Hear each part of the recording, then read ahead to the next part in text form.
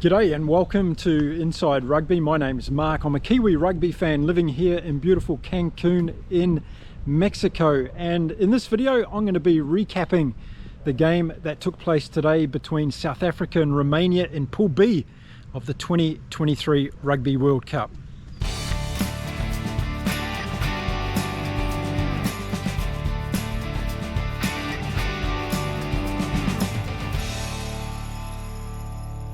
So Mathieu Reynard from France was in charge of this game in Bordeaux today, and it was a full house again in the stadium, which was great to see. And Jacque Nienaber is the coach of the South African team. If you didn't know, he's had a 67% success rate, winning rate, with the Springboks since he took over in charge after the 2019 Rugby World Cup. So here's a fact for you. In the last 6 games the Springboks have played, none of their opponents have been able to score a try in the first half against them. So was Romania going to be able to do that against the Springboks today? Now, it was a changed up Springbok team that came into this game. Jacque Nienaber was deciding to give a number of players a run, but also playing players in different positions. As an example of that, we had Grant Williams out on the wing, and I was really interested to see how he was going to go. Kwagga Smith was back in the team today. I really like Kwagga Smith and think he's a fantastic player. Now, of course, before this game got underway, there was probably no doubt on who was going to win the game, but it was going to be a question of whether or not the Springboks were going to be able to put on that kind of performance that continued their momentum in this World Cup. And as I've said in previous videos, I think it's important for these tier 1 teams to be able to play at full steam ahead against the smaller rugby playing nations and not get too distracted by the way that they actually play, and are very unstructured and quite disruptive when they come up against the top tier teams in world rugby.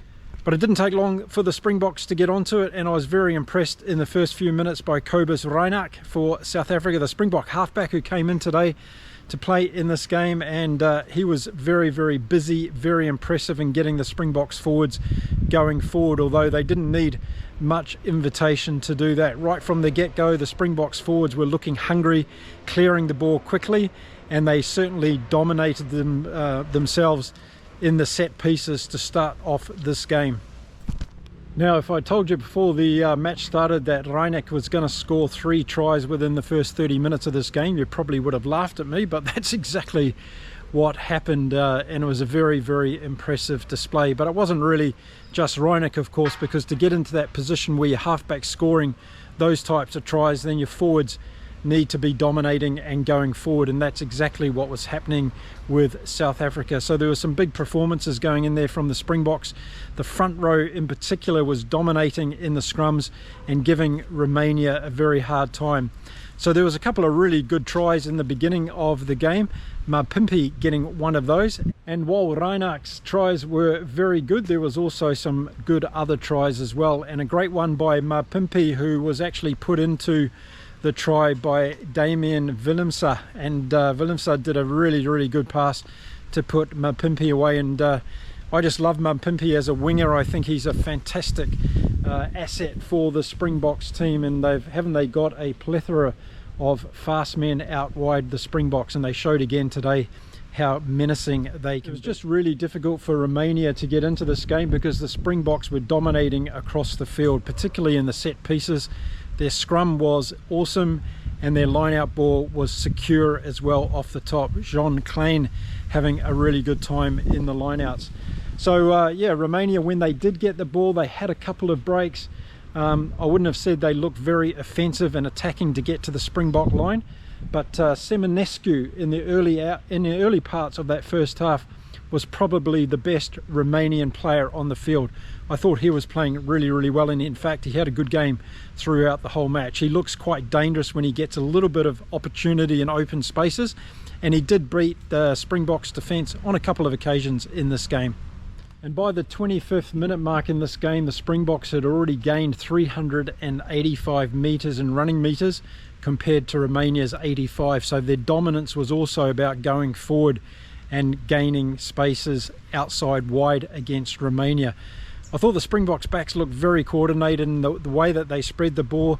Willemse was really making sure the ball went behind. Leroux was coming into the back line and setting up opportunities for both Mapimpi and also for Grant Williams on the wing. As you've probably known from previous videos, if you watch them from what I've made about the Springboks team, you know that I'm a Grant Williams fan. So I was really looking forward to seeing him play on the wing today. After just 38 minutes, the Springboks were ahead 33 points to nil. And as I said, there was no doubt about who was going to win this game. It was going to be about how far the Springboks could get out. But in that last couple of minutes of the first half, Romania did some really good plays. They put together 10 phases and headed towards the Springbok line. It looked like they might come away with some points, but unfortunately the Springboks at that stage got a penalty and cleared the ball out for half time. So we went to half time in this game with the Springboks ahead 33 points to 0. So at half time there was a number of Springbok players that really stood out for me in that first half. Obviously Cobus Reinach had a great first half, scoring those 3 tries. Then we saw him replaced, and Faf de Klerk came on as well to replace Damien Willemse. To see him at first 5 was going to be interesting as well. Hendrikse came on to replace Reinach at halfback. But Damien Willemse had a great first half. I thought he was into everything. Every time he got the ball, he looked really, really dangerous. Grant Williams, as I mentioned, had a couple of really good darts in that first half. Also looking in the forwards for the Springboks, Oxnachet had a really good first half. Bongnami, of course. Dwayne Vermeulen was very, very good around the ruck and more, and also presenting himself well at the back of the line out. Quagga Smith was in there. So all around it was a really good performance by the Springboks in that first half. You really couldn't fault any of their players. Now as the second half got underway, we had Dion Faure come on for the Springboks, and one of the points from that first half was that Romania had 10 penalties against them. So discipline, again, as we've talked about across this whole World Cup, is vitally important. But what I was impressed with Romania in this game, not so much their overall play, but the fact they kept their discipline in check, and they never lost a player to a yellow or a red card in this game. And I think when you're up against a team like South Africa, to be able to do that is a very good achievement in itself. So hats off to Romania for keeping all of your 15 players on the field during this game. And there was that man that came on, Dion Faure, that scored the first try for the Springboks in the second half, and the scoreboard kept resembling a cricket scoreboard as we continued in this game. But for the standout try for me in this game was actually by Grant Williams. I think his interjection into the back line and taking off an amazing sidestep around a couple of players and in for a try was the highlight try for me in this particular game from the Springboks. And there were some very good tries in this game, so you probably won't agree with me, but tell me in the comments what was your favourite try of this game from the Springboks players. I hope to see Grant Williams a lot more in this Rugby World Cup. Really outstanding play, did well on the wing today for a halfback, and of course he can play in that position because of the speed and creativity he has and the fleet of foot. I think he's a really exciting player. And whilst Romania didn't have any yellow or red cards in this game, they did have a penalty try scored against them. Again, the Springbok scrum was just annihilating them, and the referee had no option other to give them a penalty try at the 56th minute of this game. So as the game continued, I continued to watch the smaller details of the game, because these are going to be important factors for the Springboks as they move forward. And of course they've got that huge game against Ireland next weekend that we're all going to be looking forward to in Pool B of this year's Rugby World Cup. Now, Les Springboks were fantastic. Once again, this game showed their depth of squad, having players like Khaleesi and Ebden Etzebeth sitting on the bench watching from the stands, and Cheslin Colby, of course. They had a lot of firepower that wasn't on the field today, yet they still got the job done. And so I don't know how you'd be if you were the Romanian coach when the draw came out for this year's Rugby World Cup and you saw that your first 2 games were up against Ireland, the #1 ranked team in the world, and South Africa's the reigning World Cup champions. It must have put a bit of a tightness in the throat of the coach from Romania, Abjok. because that would have been two mighty Mount Everest to climb in the first couple of weeks of this year's Rugby World Cup. But at least Romania has now had a taste of what it's like going up against the best rugby teams in the world, and who knows, in their next game they might show a little bit more. For the Springboks, I haven't mentioned yet in the video, but Andre the Giant, Andre Esterhuizen, had a fantastic game as well.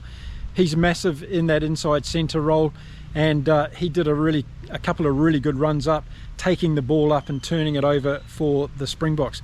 We didn't see a lot of Canan Moodie at centre today. He wasn't a lot of plays in terms of just distribution.